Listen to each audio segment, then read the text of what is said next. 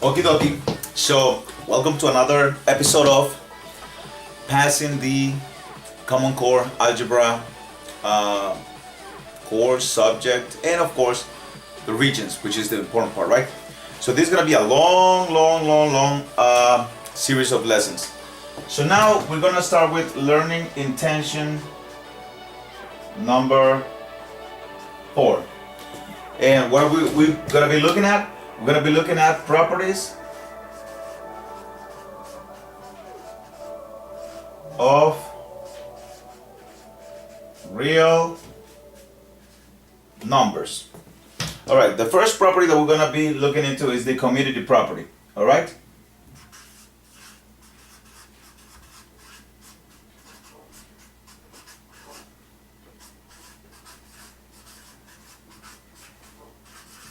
Okay, the commutative property. Simple. It says that it doesn't matter how you add the numbers, the result will be the same. For example, by the way, in every property except for one, we're going to have property of addition and property of multiplication. So for example, the commutative, okay, let's call it the CPA. Commutative property of addition says that A plus B is equal to B plus A. What? Yo, son, I mean, can you like at least put it in numbers so I can understand? Okay, cool. So, yes. In other words, give me a number for A. Let's say A is 2. 2 plus 3 is the same thing as 3 plus 2. See? A is 2, B is 3. So 2 plus 3 is what? 5, right? And what is 3 plus 2? 5. The same thing, okay, happens. Now, it does not work for subtraction. 2 minus 3 is not the same thing as 3 minus 2. 2 minus 3 is negative 1, and 3 minus 2 is 1. So no, it don't work. It only works for addition. Even if you put in negative numbers in here. Negative 2, okay, plus 3 is the same thing as 3 plus negative 2. Yes, when using the addition, and you will see that it's the same. Alright, now that is the CPA, the commutative property for addition. How about the CPM? Guess what it means? Commutative property of multiplication. We already established this number, so those are the ones that I'm going to be using. Look, 2 times 3 is the same thing as 3 times 2, which is what? 6, right? Now, if you wanted in variables, letters, you could write. And yes, it's a nice idea if you write it down, if you take notes, okay? Taking notes is one of the most important parts. So, A times B is the same thing as, right, B times A. That's basically what the commutative property says. The order doesn't matter. You could switch them around and it doesn't matter. Now, does it work for division? Of course not. 3 divided by 2 is not the same thing as 2 divided by 3. Duh! Alright, next we are going to be talking about the associative property of addition and then multiplication. So, associative property. How do you write associative?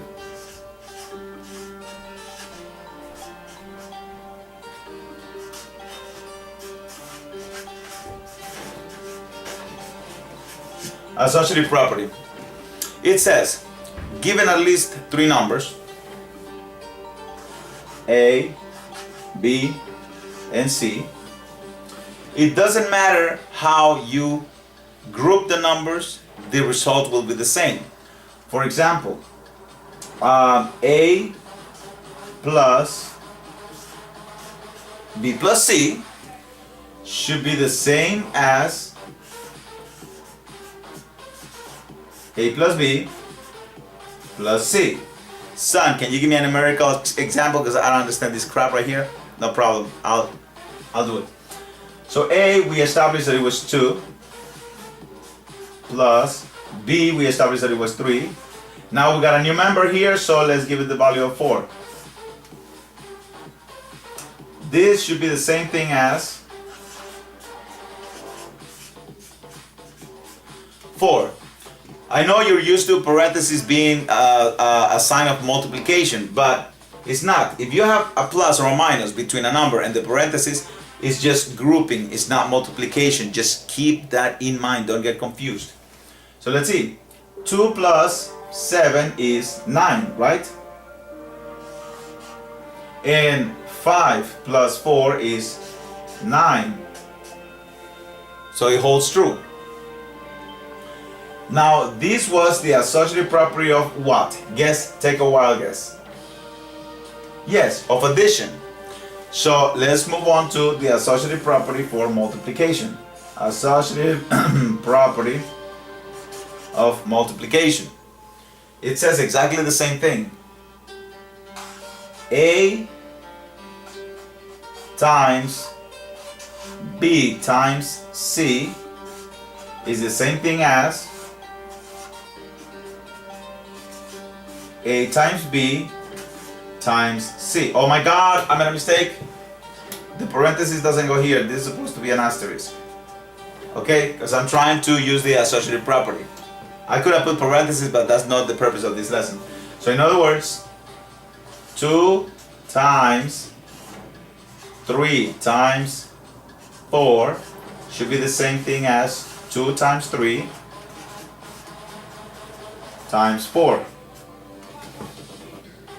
2 times, okay, 3 times 4 is 12, so 2 times 12 is 24. 2 times 3 is 6, times 4, 24, same thing. So that covers the commutative property and the associative property. The difference between the commutative property and the associative property is that in the commutative property, the terms can be swapped, okay? They can switch places. In the associative property, look, they have to be kept the same. Look, A, B, C, A, B, C. A, B, C, A, B, C. They have to be kept the same. The only thing that changes is the grouping of the terms. That's it. Alright?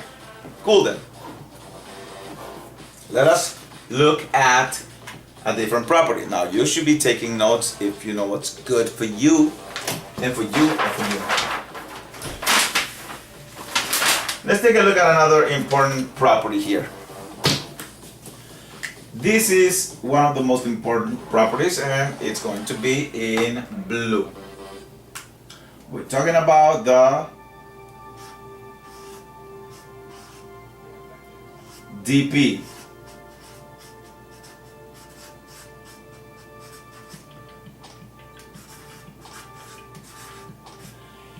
This is the only property that doesn't have a distributive property for addition and a distributive property for multiplication, because this is the only property that combines addition, right, and multiplication.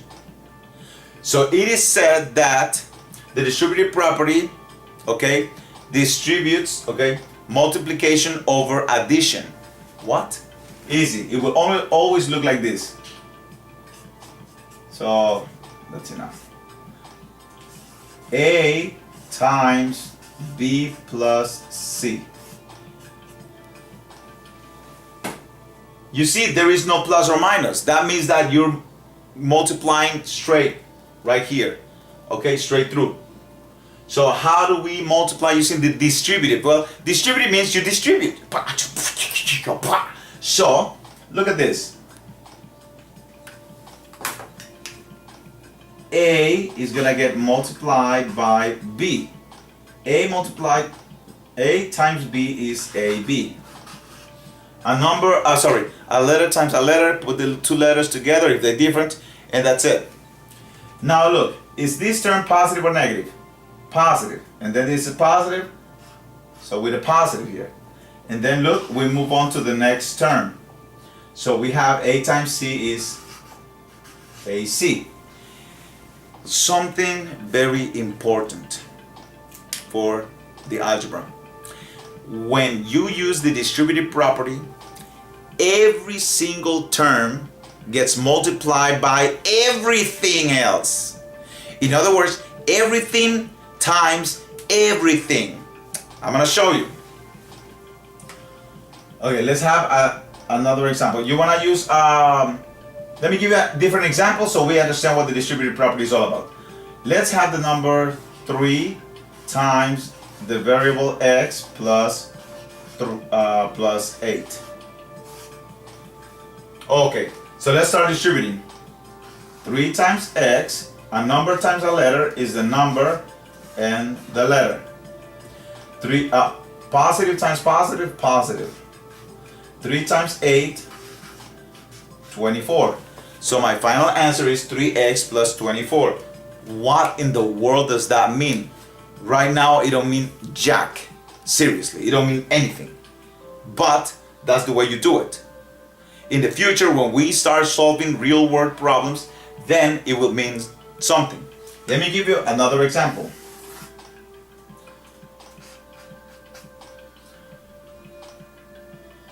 Three times x plus 2y minus b is the same thing as, and then we use the distributive property, which we multiply everything outside the parentheses times everything inside the parentheses. So 3 times x is 3x. Positive times positive, positive. 3 times 2y, you multiply the coefficients. 3 times 2 is 6. There's no letter here, but there is here, so that's 6y.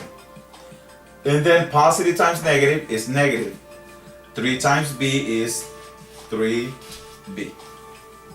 Hope you can see this. Okay? So that is all about the distributive property that you need to know for now. Later we're gonna start using binomials and all that stuff, but okay. So there's a couple of other properties that you need to be familiar with. One is the identity property. Okay? So identity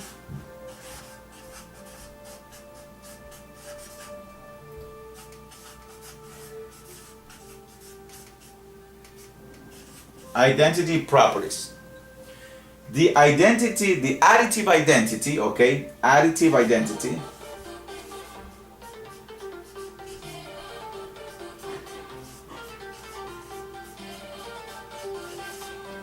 The additive identity is the number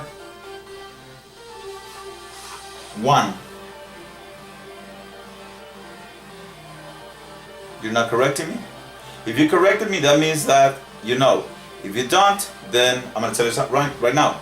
That is not the additive identity. Why? Because the additive identity is that number that when added to another number, you get the original number. Like for example, 3 plus what is 3?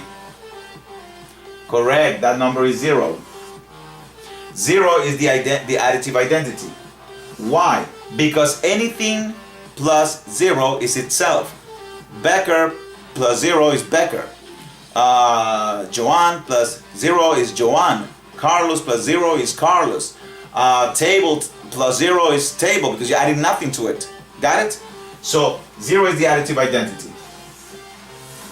Now let's go with the multiplicative identity, or the identity element of multiplication. So let me see, multiplicative. Let me put it in red so you understand the difference.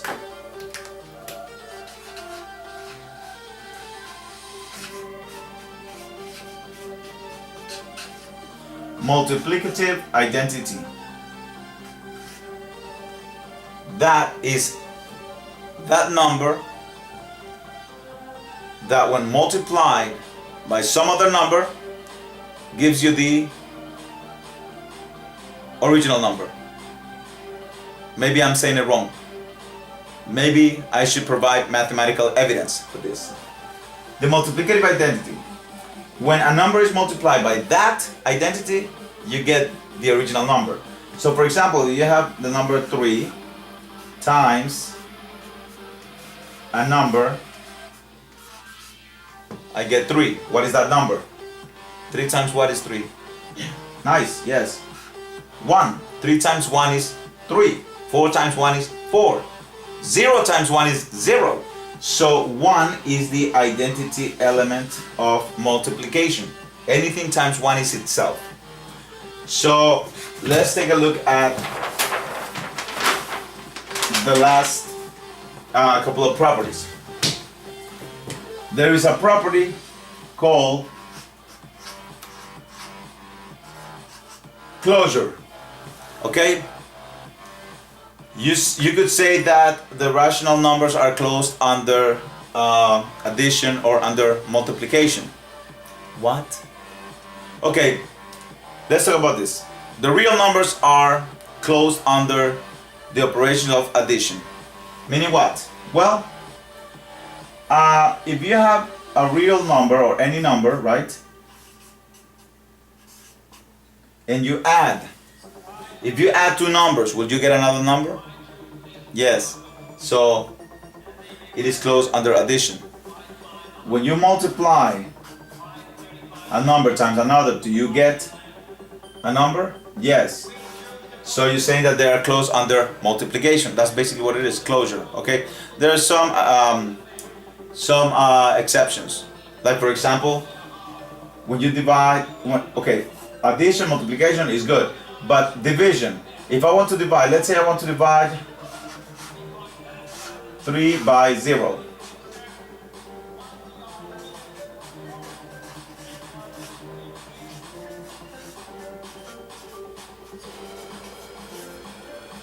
If you divide 3 by 0, you're gonna get an error on the calculator, which is basically undefined.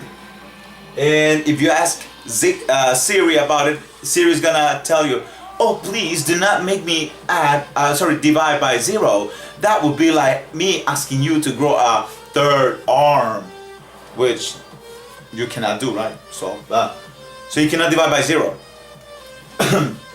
Now, do not confuse 3 divided by 0 with 0 divided by 3. 0 divided by 3 is 0. Example, if you have no friends, 0 friends, and you have 3 cookies, and you're supposed to divide the cookies between your friends, how many cookies each friend gets? Wait, you got no friends. Poor thing, sad. But if you have 0 divided by 3, you got no cookies, but you got 3 friends. How many cookies each friend? 0, because you got no cookies. Okay, so that's closure. Another one is the additive inverse.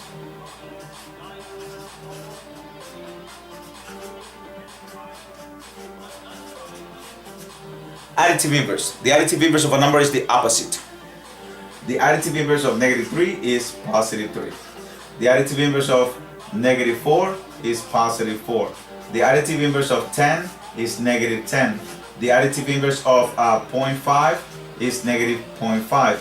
The additive inverse of 1/3 will be -1/3. Now, why is that additive inverse? Well, something to keep in mind forever, and you better listen to this part. When you use the additive inverse on a number, means the opposite, then you are going to, it's like going backwards from the identity element. Oh, previous page, sorry. When you use the additive inverse, the operation that occurs and the result that you will get is the identity element of addition. Look, -4 plus 4 is 0. 10 minus 10 is 0. 0.5 minus 0.5 is, yes, you got it. You're awesome. Not really, I'm awesome. Okay, 1/3 minus 1/3, 0. So that's the additive inverse. Now let's go on to the next property, which is called the multiplicative inverse, okay?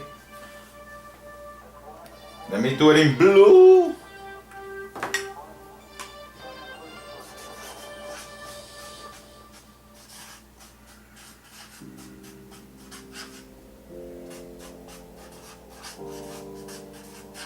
Multiplicative inverse. So, is there a it is you know what, AKA, also known as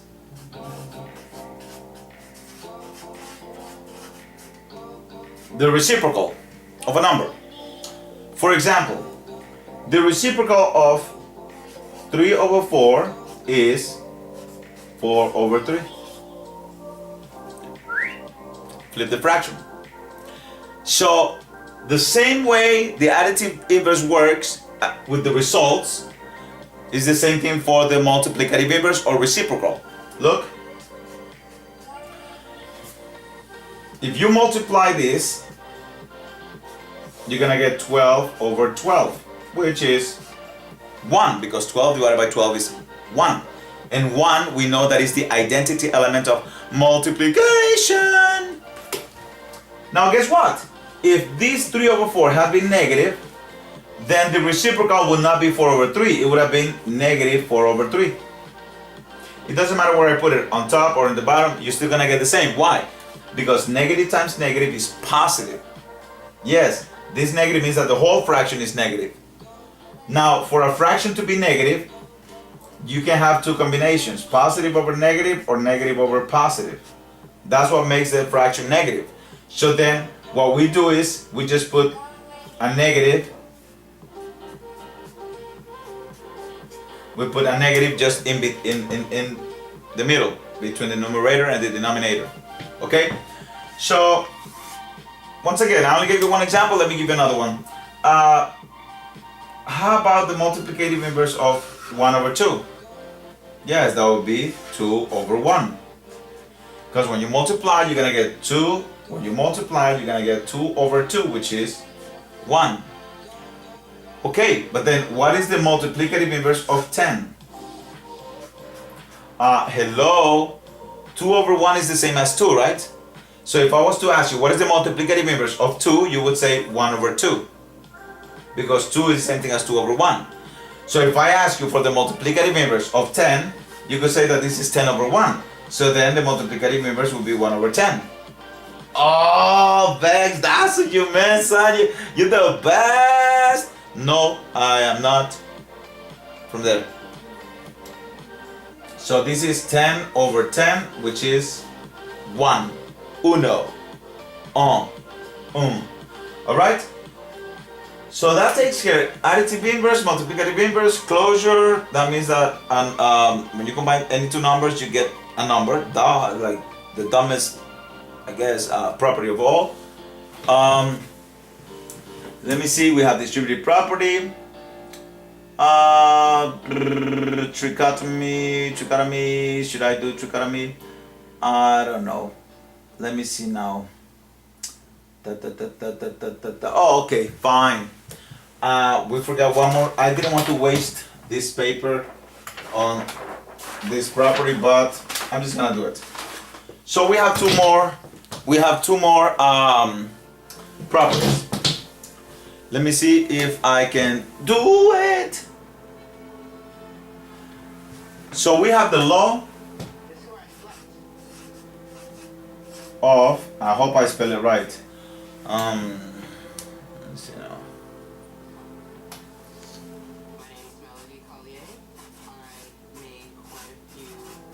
The law of trichotomy. Trichotomy or trichotomy or however, I really don't even know how to read that. It says that when you have a comparison between two numbers, only one of three things can happen. Either the number is greater than the other, or the number is less than the other, or the number is equal to the other number.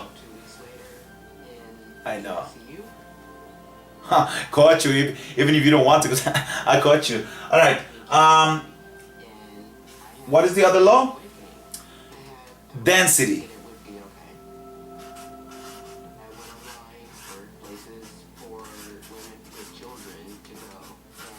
Law of density, density property. I don't know. Anyway, all of these are also properties of equality. Equality means one equals to the other, like not quantity, but one side equals to the other side. So anyway, density. Density says that on the number line, you have numbers, right? Duh, what else are you gonna have? Sure. 0, 1, 2, -1, -2. It says, how many numbers do you think exist between 1 and 2? Well, how many numbers are there altogether? Infinite, right? And negative infinity. How many numbers do you have between 1 and 2? I can mention, I could start with 1.000000001, right? And then 1.0000002, right? And then 1. Oh my God, we're never gonna end. Guess what? Between like around here, you have the square root of 2. Here you have the square root of 3 or 4, so on and so forth, and so on. There are infinite many numbers between each given interval. So that's what the density property says, that there's infinite many numbers between any two given numbers. Imagine if I was to ask you, how many numbers are between 0.1 and 0.2? Still 0.1000001, 0.1000002. So forget it. It's like that. So that is the law of density. Okay? Anything else that I need to go over? Let me see.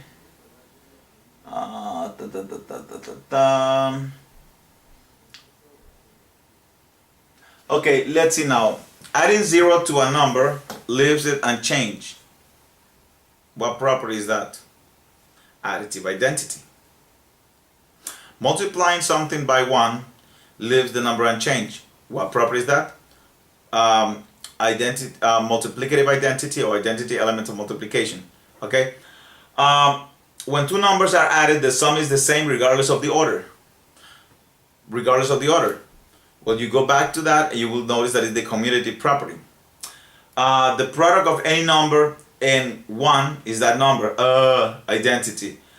What else? I don't know. I mean, so many. But I think that with these examples, you'll be okay. Like for example, if on the regions they're asking you, for example, you have 2x plus 9 equal 16 plus 1x, and all of a sudden they show you this 2x equals 7 plus x, and they ask you what property was used here. Well, you could say that the additive, well, you could say additive inverse, because I noticed that they subtracted 9 from here. Okay, so you could say it was the additive inverse was used over here, additive inverse, or addition property of equality. What? Yeah, addition property of equality, meaning what? That when you did something to this side, you had to do it to the other side of the equal sign, equality. So additive property of equality, or they use the additive inverse. You have to be careful, like how they do it. Look, they subtracted 9 from both sides. So 16 minus 9 is 7. And basically this was learning intention number 4, lesson number 4, however you want to call it. I hope this was useful to you. Please don't forget it. And I'll see you on the next lesson, on number 5, okay?